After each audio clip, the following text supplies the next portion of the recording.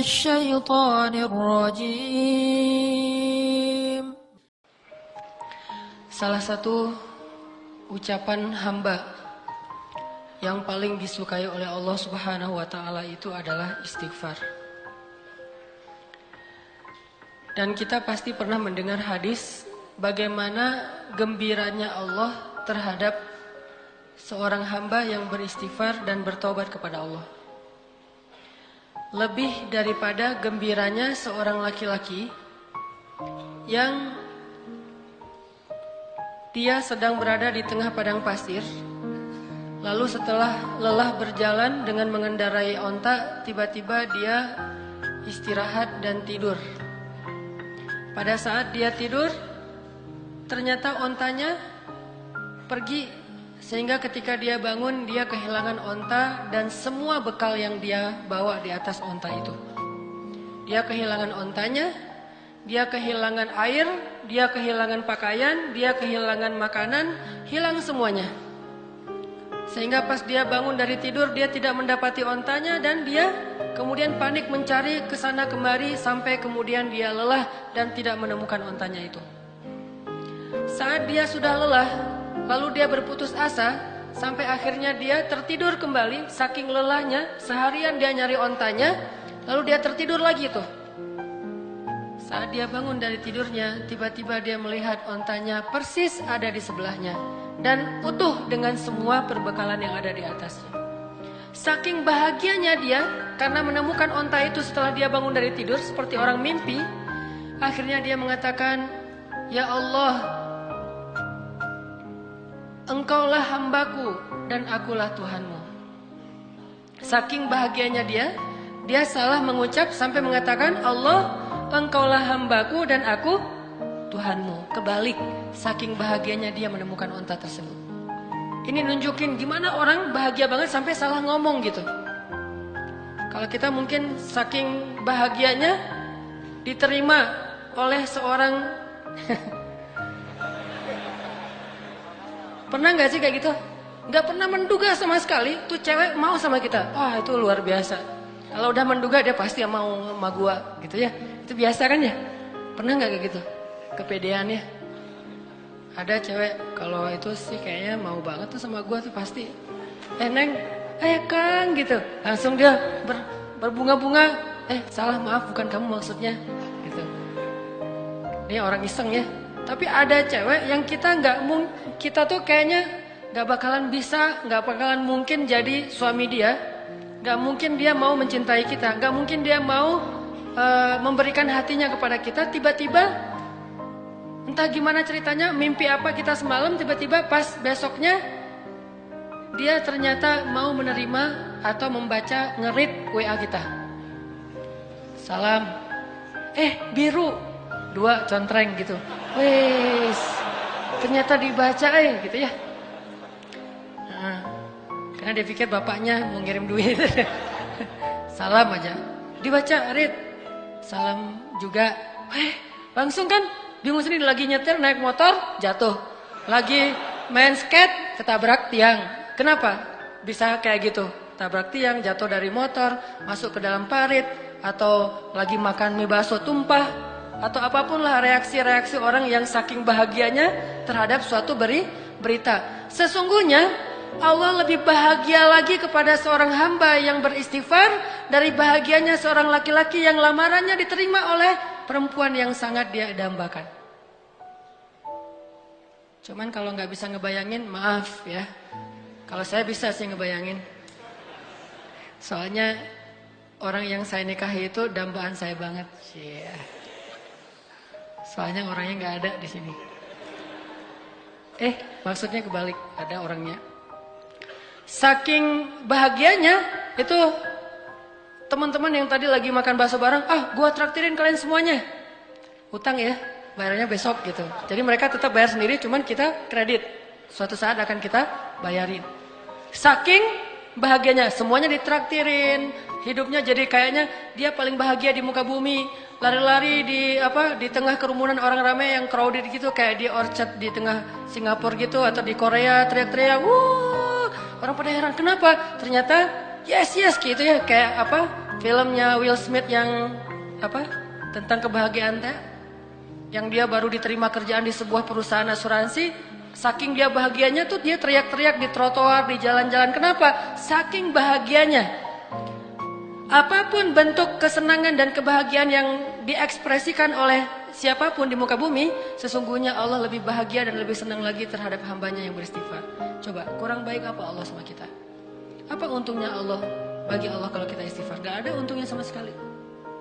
Kalau kita diterima cinta kita, itu untungnya gede banget kan? Itu yang kita harap-harapin gitu. Hampir aja main dukun.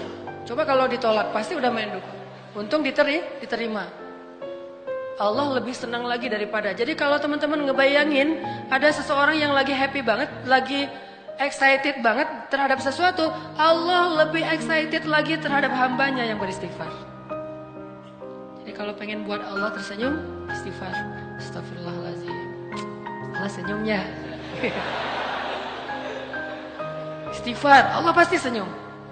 Begitu kita istighfar, Allah ketawa. Dan itu memang kayak gitu hadisnya. Ketika Nabi membaca doa safar, kemudian Nabi di akhir mengucapkan kalimat istighfar, lalu Nabi menutup dengan kalimat "Faman yaghfiru dzunuba illa anta." Siapa yang akan mengampuni dosa selain Engkau ya Allah? Lalu Nabi tertawa. Ali bin Abi Thalib bertanya, "Ya Rasulullah, ma yudhikuk?" Kenapa engkau tertawa ya Rasulullah? Aku tertawa karena Allah tertawa. Kenapa Allah tertawa? Allah senang kepada orang yang beristighfar. Nabi aja bilang Allah tuh tertawa loh kalau kita istighfar. Jadi bukan Allah tuh nggak pendendam kayak kita. Allah itu membalas sesuai dengan amal. Kalau kita nggak istighfar baru dibalas. Tapi begitu kita istighfar, Allah lupain semua dosa kita. Seolah-olah kita nggak pernah ngecewain Allah sama sekali. Allah hilangkan semua catatan kita. Kita datang pada Allah, Rabbi astaghfiruka wa atubu ilaik. Hambaku langsung dipeluk sama Allah seolah-olah. Nggak ada, lo kan kemarin gitu. Enak aja lo istighfar mah gue. Nggak ada Allah kayak gitu-gituan mah. Itu mah kita. Ada teman kita salah datang ke kita kan. Apalagi salahnya nikung kan ya. Wah itu mah. Kalau salahnya nikung kayaknya tidak ada maaf bagimu. Apalagi salahnya pakai kartu undangan.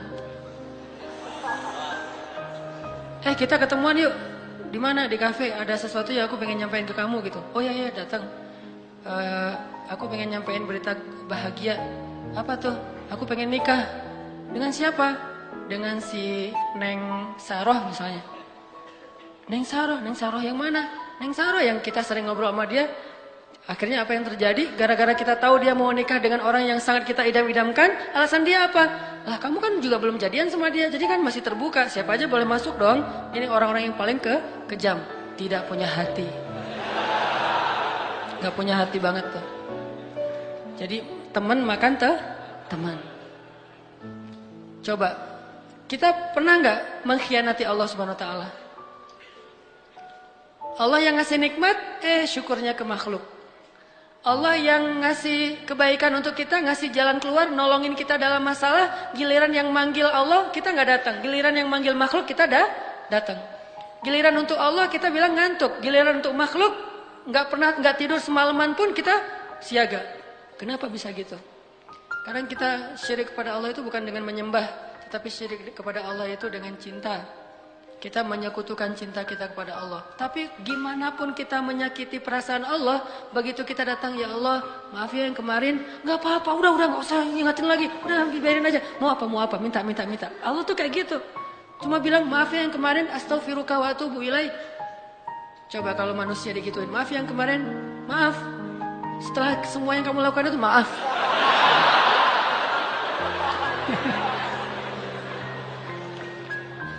Ini bakat acting yang belum tersalurkan.